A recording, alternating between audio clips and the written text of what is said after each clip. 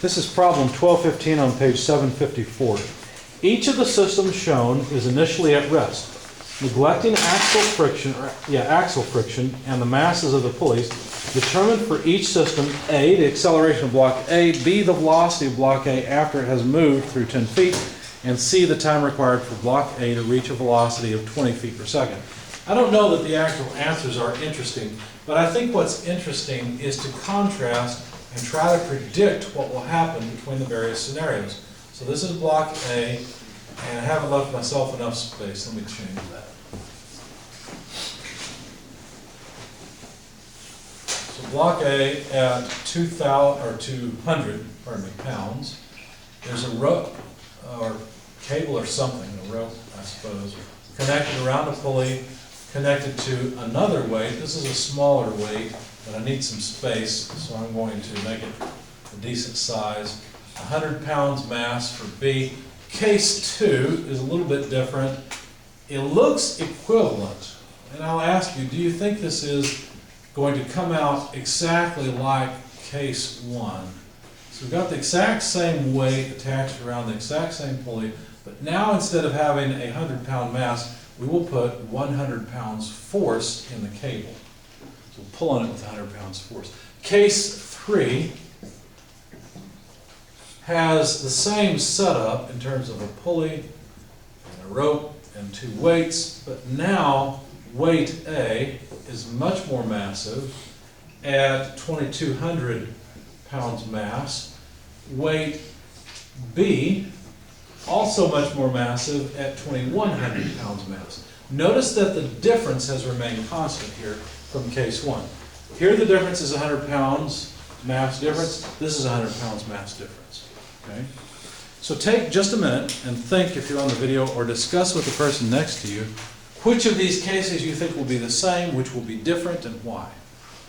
Okay, so take a minute, talk to your neighbors.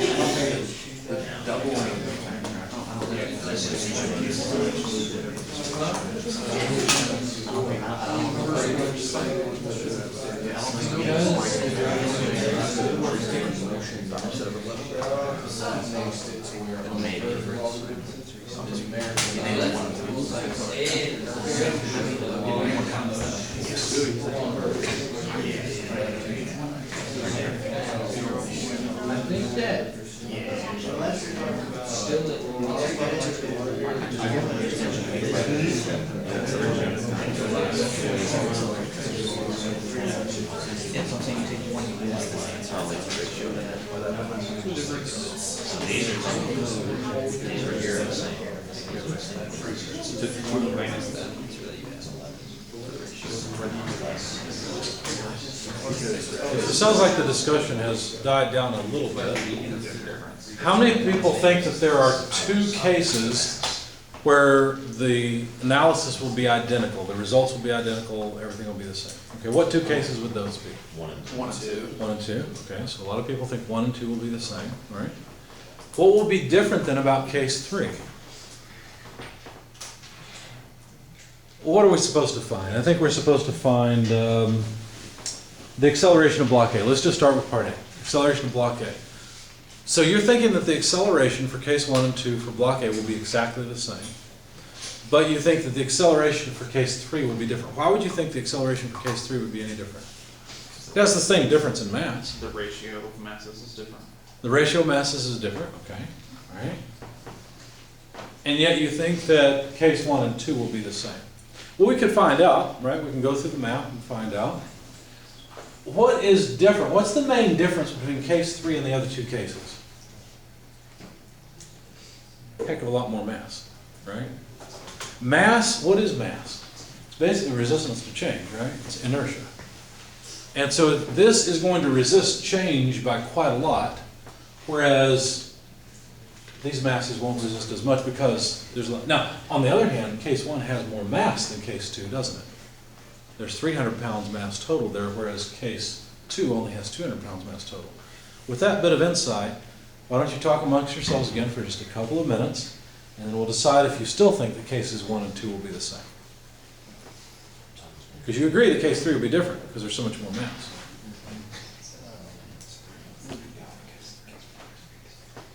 You guys are quiet. You can discuss. It's okay.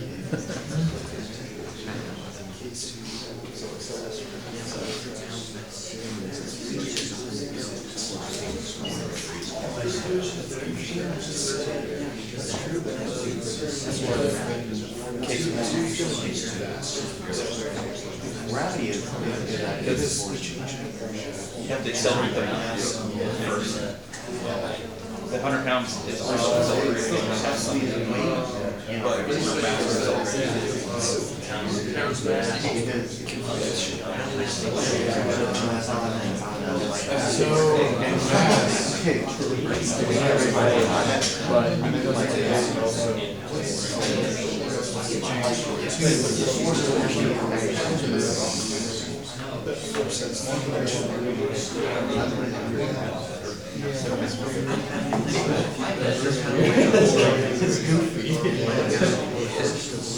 more of a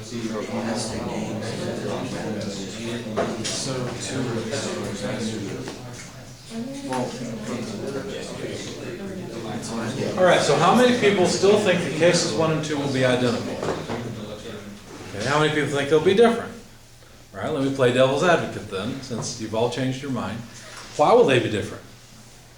Because in case 1, there's more resistance to movement. Like, The more resistance to change. yeah, more resistance to change. Like the 100 pounds mass, it is exerting 100 pounds force, but it has its own mass, its own inertia. So where case 2, it's exerting a force, but it's just pure force. Right, there's no mass for case 2 for that 100 pounds force. So let's see if the math agrees with our assessment. Let's start off with case 1, and what we'll do is calculate the acceleration. How will we do that? Well, with a free body diagram and kinetic diagram. Okay, so for case 1, we've got 2 separate bodies to consider. There's body A and body B.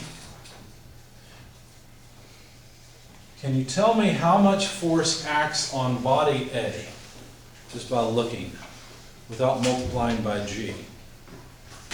Sure, because we're in the English system. It's easy. It's 200 pounds force, isn't it?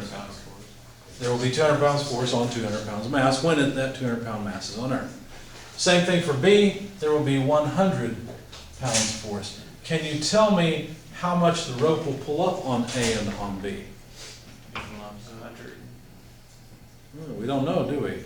Here's what a lot of students make the mistake of saying. They say the tension of the rope is 200 pounds force, and the tension in this rope is 100 pounds force. You know what's wrong with that? Number 1, this is a statics problem. Number 2, the tension in the rope is the same on both sides. So you don't know what the tension is. If you had 100 pound tension and 100 pound force on this weight, you know what that weight would do? Nothing. It would just sit there, right? It would not accelerate. You must have imbalanced forces for these masses to accelerate. And by the way, since it's the same rope, the tension in it is the same across the pulley. Okay. Now, how much is the tension? Well, obviously somewhere between 100 pounds and 200 pounds. That's fine. But how much? Well, what does the kinetic diagram look like? The kinetic diagram looks like this. If we take a coordinate upward, which is probably the usual assumption, then mass times acceleration, or mass of A times acceleration in the y direction, and then in fact, let's do it this way, acceleration of A, and for B, mass of B times acceleration of B. You see we have a little bit of kinematics conundrum, right? They're not going to both accelerate upward. There must be some relationship between the acceleration of A and the acceleration of B. What would that acceleration come out to? Well, equal and opposite. From kinematics, we know that if A accelerates upward, B must accelerate downward. Therefore, the acceleration of, let's see, just from chapter 11, the acceleration of A must be equal to the negative of the acceleration of B, just because the rope's going to stay taut all the time. Okay? So that's chapter 11. Okay? Now, if we were to sum forces in, I guess, the y direction, right? Then what would we have? Well, we'd have two equations, one for body A and one for body B. Summing forces in the y direction on each of these bodies, we'd have, let's see, on A, tension up, weight down equals mass of A times acceleration of A. This force equals mass times acceleration. Notice I've just drawn the dynamic force on the right-hand side or written it. For B, I've got tension minus weight of B equals mass of B times acceleration of B. Again, summing the forces on B and putting the dynamic force on the other side of the equation. Okay? But you know that the acceleration of B is opposite the acceleration of A, so this would be the negative of the acceleration of A. Right? And then if we, let's see, how could we do this? Probably the easiest way to do this is just to flip the signs on all of these. So write negative t plus wb equals mb acceleration of A. And then we simply add the two equations. What will happen, notice I'm not dealing with this one anymore. What will happen is the two tensions will cancel, and then I'll have the weight of B minus the weight of A, that's all that's left on the left-hand side, equals the mass of A plus the mass of B times the acceleration of A. And now I can tell you that the acceleration of A must be equal to the weight of B less the weight of A divided by the mass of A plus the mass of B. And now you see in the denominator that the total system mass appears here. There's going to be more mass in the denominator here than there will be there, because there's just not mass B there. But anyway, if we simplify this just a bit, we can write G times mass of B minus mass of A over the sum of the masses. I just reversed the order so it would look the same. Must be the acceleration of A. So could we calculate it? Sure, this is easy. We need G, which, what are we in? English? 32.2 feet per second squared. The mass of B minus the mass of A, well, let's see. 100 minus 200 is negative 100. Those are pounds mass. Divided by the mass of A plus the mass of B, that's 300 pounds mass. So the pounds mass go away. And we need negative 1/3 of G. So the acceleration for case 1 comes out to negative 10.73 repeating feet per second squared. If you take 1/3 of 32.2, that's what you get. Negative 1/3, I guess. That tells me that A accelerates downward, opposite the coordinate, and B accelerates upward. Not a surprise there at all. The higher weight is going to win. Okay. What about for this case? What happens for case 2? Let me skip case 2 for just a second, because if you think about case 3 looks exactly like case 1, except the masses are different. And so all of the analysis will come out exactly the same, except I'll plug in different masses, right? So let's consider case 3. And obviously the pound mass will cancel, so let me just not bother writing pounds mass. You know it's going to cancel. I need the difference in the masses, MB minus MA, which is still negative 100 pounds. Pounds mass, of course. But when I sum the mass of B and the mass of A, 2200 plus 2100 would be 4300. Right? 4,300 if you like. Notice what happened is the denominator got a lot bigger for that case. That means the acceleration's a lot lower. In fact, when you calculate the acceleration of body A for case 3 from these numbers, you find that it's about, it's supposed to be a tilde, about negative 0.749 feet per second squared. This one's not going to take off like the first one is, because there's more mass to be accelerated. You see? What about for case 2? Well, for case 2, we don't have a body B, and so the analysis comes out a little bit differently. As a matter of fact, since we don't have a body B, let's just erase it. What do you know about the tension then for case 2? What must the tension in the rope be? 100 pounds. Why is it not 100 pounds in this case? because this body accelerates, okay? B accelerates. So in case 2, it's 100 pounds, but even though there's a 100-pound weight here, the tension in the rope is not 100 pounds because the body accelerates. So with that in mind, we can say that the acceleration in the y direction from this equation is simply tension minus weight of A over mass of A. And we could write that several different ways. I think the easiest is probably tension over mass of A minus G, because the weight of A over the mass of A would simply be G, the acceleration of gravity. And then plugging in numbers, let's see. So the acceleration in the y direction equals the tension, 100 pounds force, divided by the mass of A, 200 pounds mass. We've got the same problem we had in the last exercise or example. What do I need to do here? Converge to So how many pounds mass, feet per second squared, are there in a pound force? 32.2.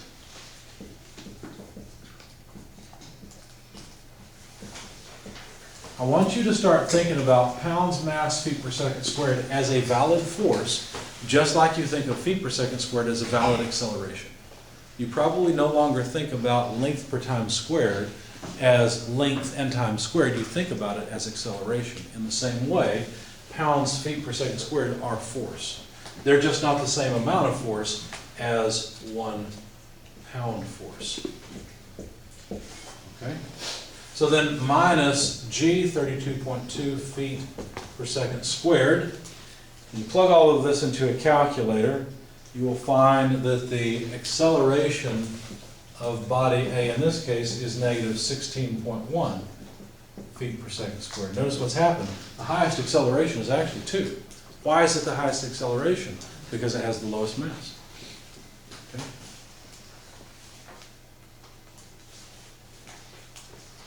And I think all of you came to that conclusion, at least I hope, by the end of the discussion. So there's less resistance to change in motion because there's simply less mass, less inertia. So we've solved part A, so to speak,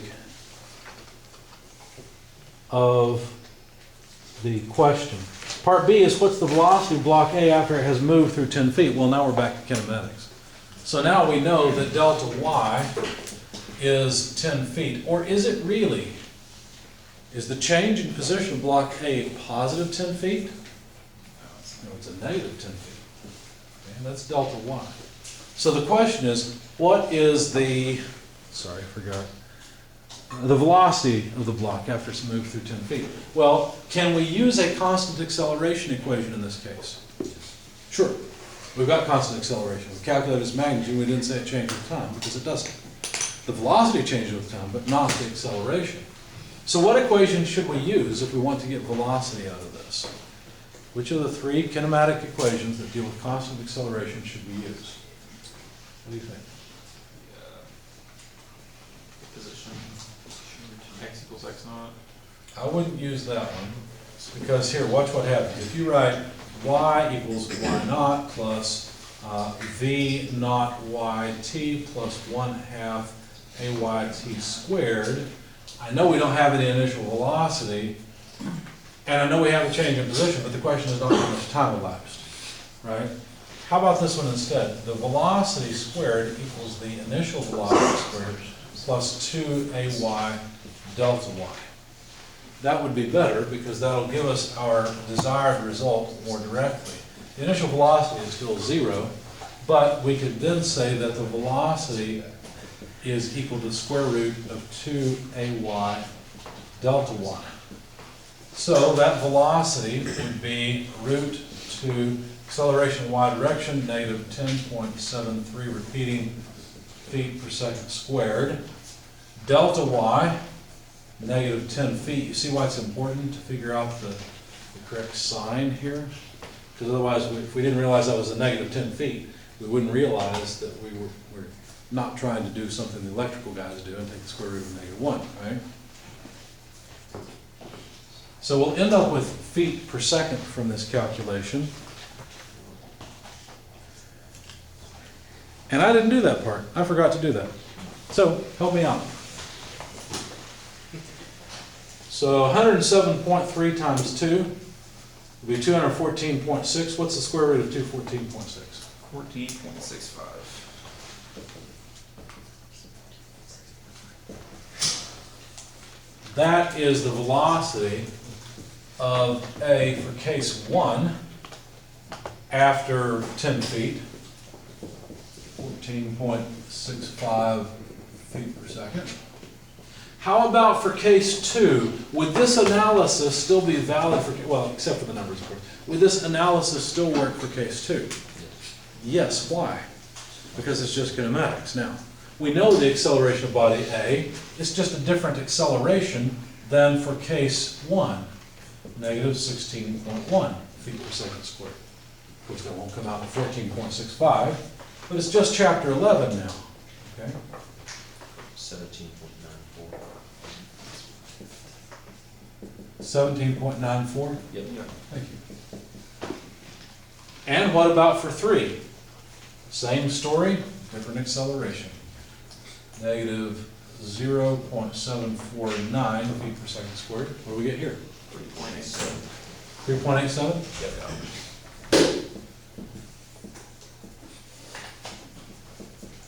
There we go. So we've solved part A and part B. Now what's part C? The time required for block A to reach a velocity of 20 feet per second. Well, now we've got time, right? But is this the right equation to use? No, why not? I agree with you. It's Why just not? too long. Too long? I like that answer. It doesn't have what we want. We're looking for a final velocity. This only has an initial velocity in it, right? This one won't work. What about this one? Will it work? No, there's no time in this one. We need something that involves velocity and time. V equals the initial plus acceleration. There you go. That's it. The velocity of a body, in this case body A, equals the initial velocity of body A. I guess we don't really need A, we're only talking about body A. Plus the acceleration in y direction times time. And the question was, how much time does it take before the body reaches a velocity of 20 feet per second? So we know this is 20 feet per second. This is 0. Acceleration y is whatever it is, and then we can solve for time, right? I mean, after all, it's just algebra. T equals, let's see, v minus v naught y divided by ay. So I'm asking you, isn't this 20 feet per second minus 0 divided by the acceleration in y direction? Whatever it may be. What have I done wrong? There's something wrong here. Is the velocity of A 20 feet per second? No. What is it? Negative 20 feet per second. It's moving down. We already know that. This is negative 20 feet per second, right? The acceleration is negative.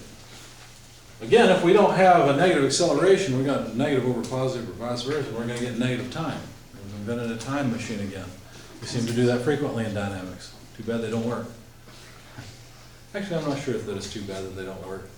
There'll be all kinds of things that get screwed up if time machines could take us back in time.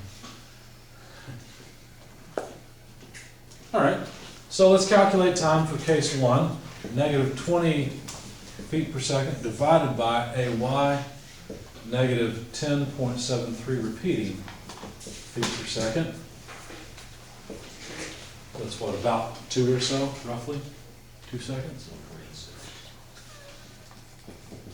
Say 1.6? 8.6. 8.6. Yep. Yeah, let's just try that again. 8.6 seconds. Okay. Would the analysis be the same for case 2? Yes, because it's just kinematics. Okay. Still 20 feet per second final speed. Start at 0 speed and just have a different acceleration now. Negative 16.1. And I'm sorry, this should be feet per second squared because we're ending up with seconds for our units of time.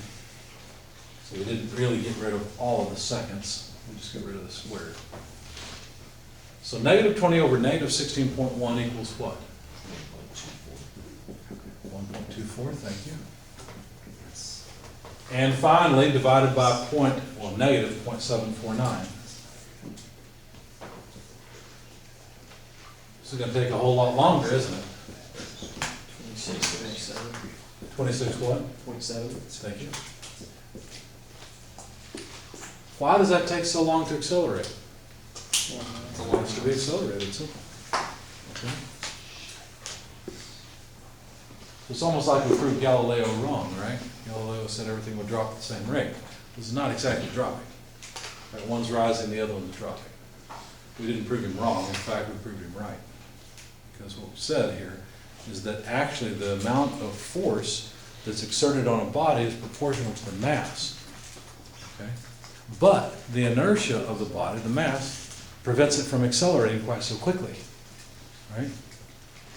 So what Galileo said essentially was that that ratio is a constant, G. Any questions? Anything else? All right.